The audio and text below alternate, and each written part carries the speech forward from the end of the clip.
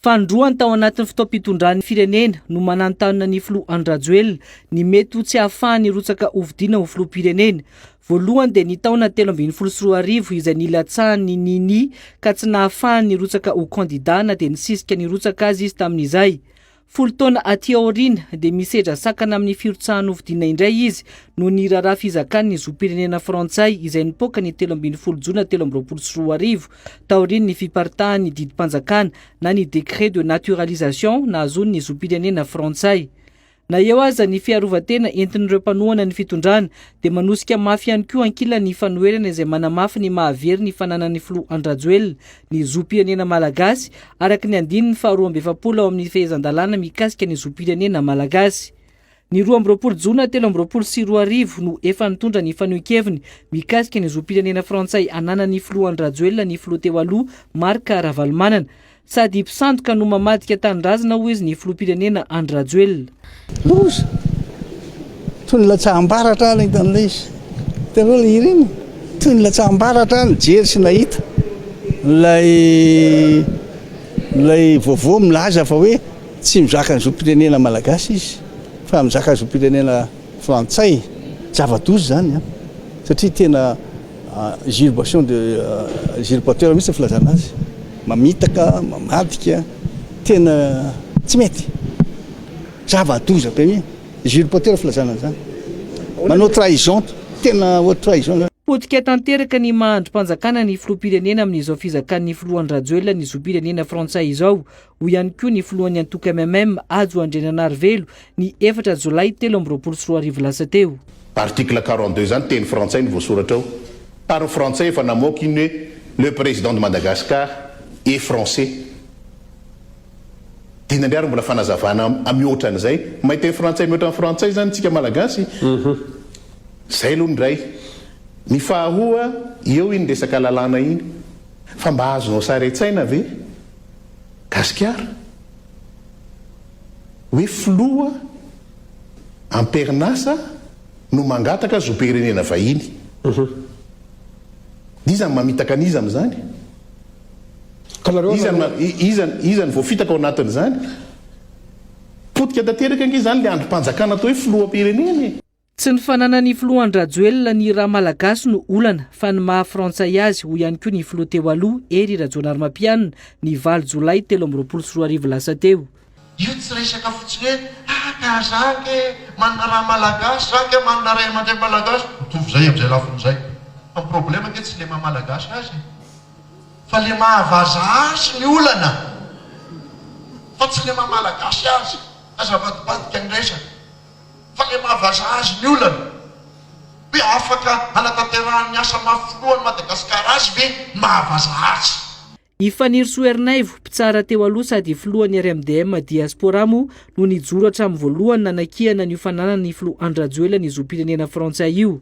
Ankoatra ny tsy fanekeny ny maradalàna ny nahalany filoham-pirenena ny Andry Rajoelina tamin'ny 2024 dia manizigizina ny tsy tokony hahafahan'ny filoha Andry Rajoelina hirotsaka hovidiana amin'ny fifidianana filoham-pirenena amin'ity taona ity ihany koa Ifaniry Soernaivo. Raha mbola miinsiste izy ny mbola ilatsaka amin'ny fifidianana izay omaniny zareo izay fifidianana lazaina moa zany fa efa truqué à l'avance ihany koa dia eo indray dia tokony hitsangana daholo izay candidat rehetra, ny mpanohitra rehetra, ny mpanao politika rehetra, ny malagasy rehetra hitaky ny fampiarana an'io article 42 io.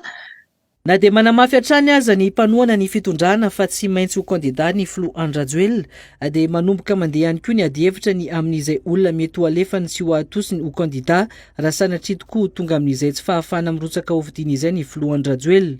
Taorian'ny zavatra niaina ny filoha Andry Rajoelina nandefa ny Hery Rajaonarimampianina ho kandida ho filoham-pirenena tamin'ny 2024 izay mbola nofo ratsy ho an'ny TGV maparatra amin'izao dia tsy maintsy teny iarahana amin'ny mpikambana ao anatin'ny antoko no andraisina io fanapa-kevitra io raha sanatria ka tsy afaka hirotsaka amin'ny fifidianana filoham-pirenena tokoa ny filoha Andry Rajoelina ho ny mpandinika fiarahamonina Paul Rabary. Raha sanatria ka tsy afaka milatsaka izy amin'ny mampanao politika azy tsy ny fisiny samy reriny maha mouvance ny mouvance mapara ary tsy afaka manapaka samy ririny mouvance mampara satria be dia be ny député be dia be ny maire be dia be ny conseil municipal ao anatina izay ka tsy hoe tonga ny fotoana dia izy amin'ny mampanao politika no anapaka samy ririny zany efa nanana expérience tamin'ny fotoana 2013 tao expérience malheureuse zany le izy aminatin'ny resaka politika dia fatany zany ny risque amin'izay ary dia iarahany manapaka amin'ireo mpiara-mitolona aminy zany. Manana olona maro akaiky azy ny filoham-pirenena Andry Rajoelina izay mbola tazana eo akaikiny hatramin'izao ka azo antoka fa iray amin'ireo hoy ity mpandinika fiarahamonina ity no andimby azy raha toa izy ka voasakana tsy afaka hirosaka vidiana.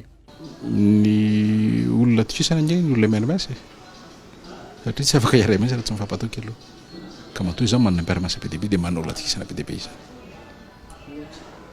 Ireo olo be dia be manodidina azy ireo tsy afaka nitenena ran'olona satria sao dia eritreretin'ny olona ho anana préférence mihitsy mihitsy nefa tsy hidirako le raharaha fa mandeha otrany ity ivelany dia mahita fa be mpiara-miasa ny filohan'ny repoblika be mpiara-miasa ny leaderny mampara dikan'izay zany manana olona tikisana be dia be izy. Talohan'ny poan'io raharaha zo pirenena frantsay ny filohan'ny Rajoelina io moa dia efa niparitaka ny feo fa mety ho candidat ho filoham-pirenena ny filoha-tale général ny vondrona Sodiaty Mamy Ravatomanga. Tsy dia hieritreritra an'izay anefa i Paul Rabary raha nambarany satria mpandrarao izy Mamy Ravatomanga fa tsy mpanao politika. Ka Mamy Ravatomanga nge tsy mpanao politika. Mamy Ravatomanga nge opérateur économique. Raha ohatra ka tonga ny fotoana anao politika izy dia resaka fandraisana. Hatreto izy aloha tsy mpanao politika fa opérateur économique donc zany miresaka hoe Mamy Ravatomanga na tsy Mamy Ravatomanga any amin'ny sehatra économique ny tsara resahana an'izany fa tsy amin'ny sehatra politika. Sarotra ho an'ny TGV Mapara nefa ny tsy hanana candidat amin'ny fifidianana filoham-pirenena io hoy Paul Rabary. Tadio tsara fa ny mouvance Mapara nomboka tamin'ny 2024 no namaritra ny resaka politika eto Madagasikara. Ka raha ohatra n'izany tsika milaza hoe tsy misy tsy afaka milatsaka ny filoha ankehitriny ny antony maro samihafa dia tsy maintsy manana candidat izy ary mino fa na ao aorianany ity fifidianana ity aza fa mety fifidianana 2024 dia manana candidat ny mouvance Mapara. Raha ohatra ma tsy mandatsaka olona ny Mapara dia levona zany ny Mapara dia mino fa tsy nizahatra ny ainany zareo hatramin'izay dia lasa ho levona fotsiny androany. Mariana moa fa ny filoha Andry Rajoelina izay tsy nirotsaka hovidiana tamin'ny 2024 no filoham-panjakana amperinasa tokana sady voalohany nandray fanapa-kevitra tsy ho candidat ho filoham-pirenena tao anatin'ny 13 taona niverenany fahaleovan-tenany Madagasikara.